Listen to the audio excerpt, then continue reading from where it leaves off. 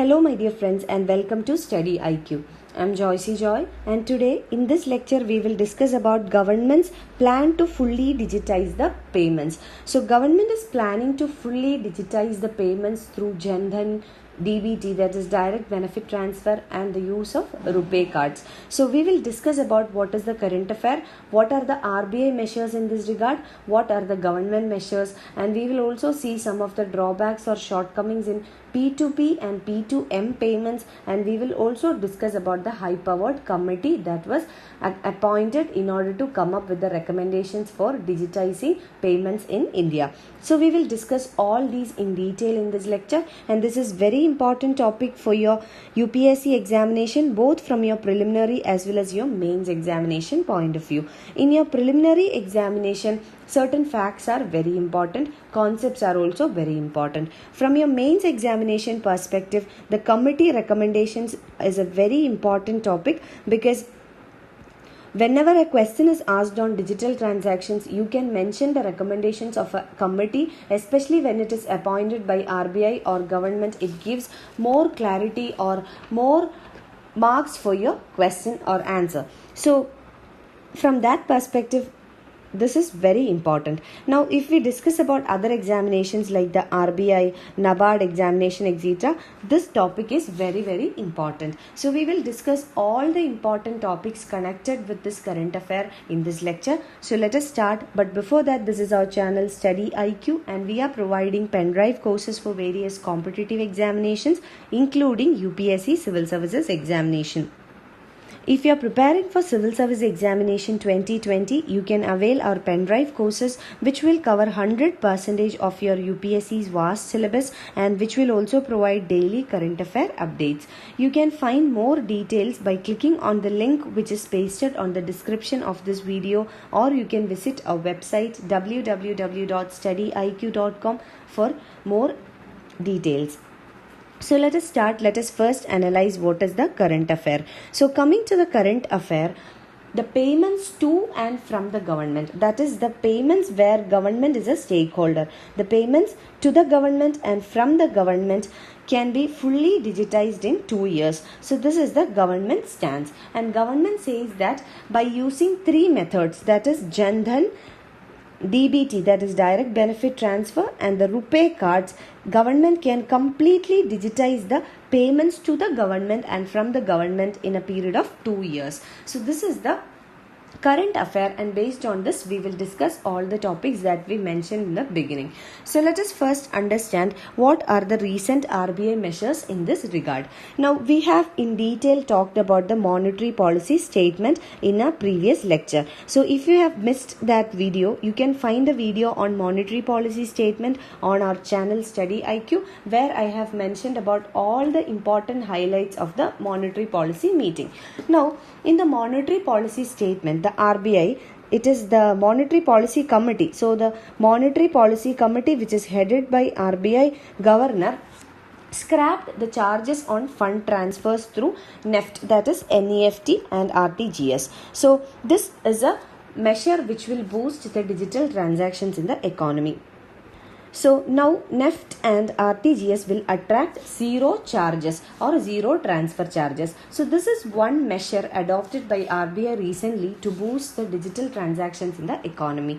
So the removal of transaction fee on the digital payments, this was based on the recommendations of a high-level committee which was constituted by the RBI. So the high-level committee which was constituted by RBI was for deepening the digital payments ecosystem in the country. So as I mentioned in the beginning, if a committee is appointed by the Government of India, by RBI or other important regulators like SEBI, etc., it becomes a very important topic for your examination, because if you write the recommendations of such committees, this will give more credibility for your answer and fetch you more marks in the examination, especially the mains examination or the descriptive examination.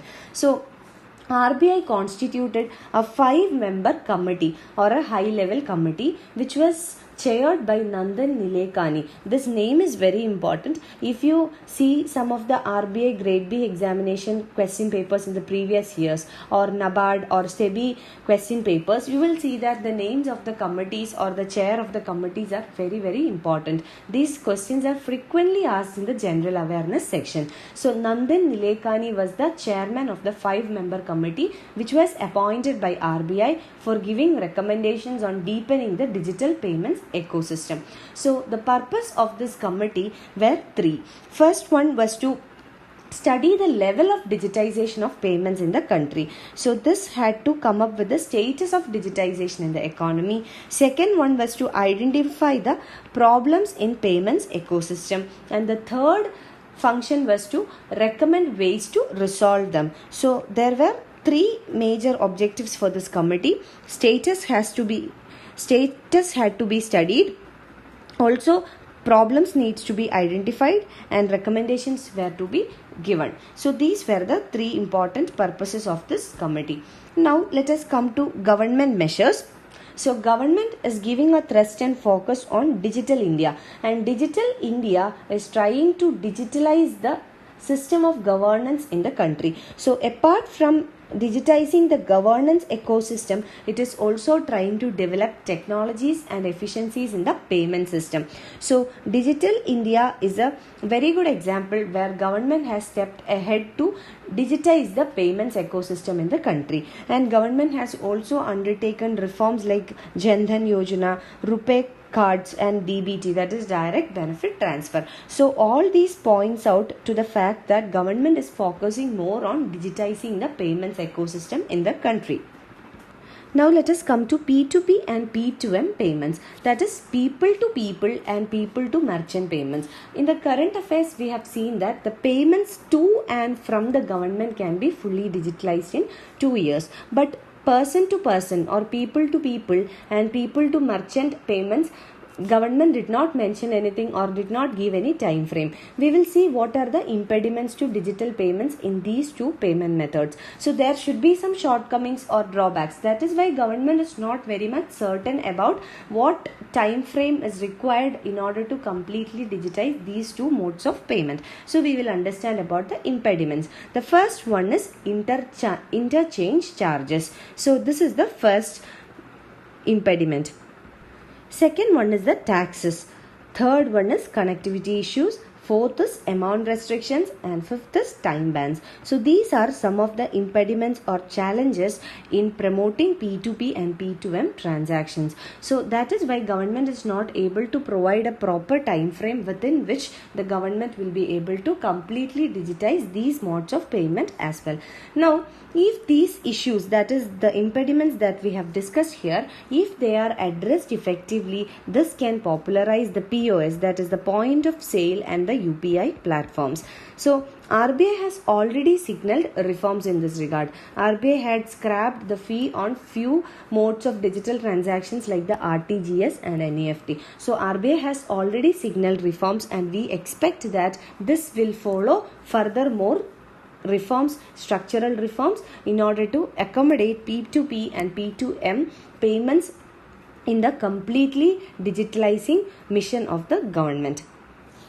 Now coming to a very important topic, that is Nilekani Committee recommendations. So as I said in the beginning, such committees which are appointed by the central government or by RBI or by any other major regulator becomes very important for your examination. So here we will discuss in detail what were the recommendations of Nilekani Committee.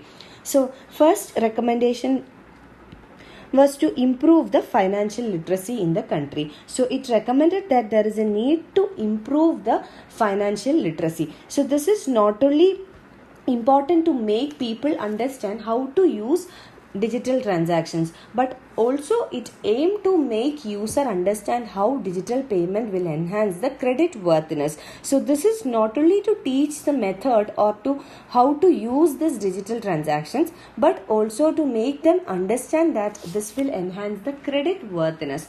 So second recommendation was regarding SLBC. So SLBC is state level banking committees. So this committee recommended that the state level banking committees district level committees and block level committees should be participating in the mission of the government. So SLBC or the state level banking committees should plan and monitor deepening of digital payment structures.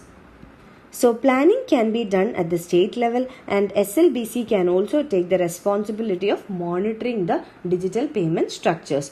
Now coming to the third recommendation. The third recommendation was to ease the KYC norms. KYC norms is know your customer norms. So if KYC norms are relaxed or eased, this will increase the digital participation of stakeholders. So this was the third recommendation.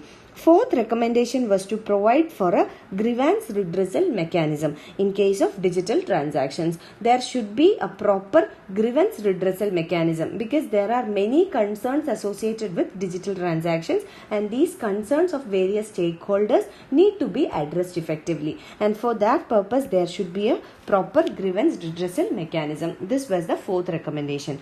The fifth recommendation was to provide good connectivity. So digital transactions require internet connection. So connectivity should be very proper, and government should take measures to provide connectivity even to the rural areas, and thereby increase the digital transactions in the rural areas also.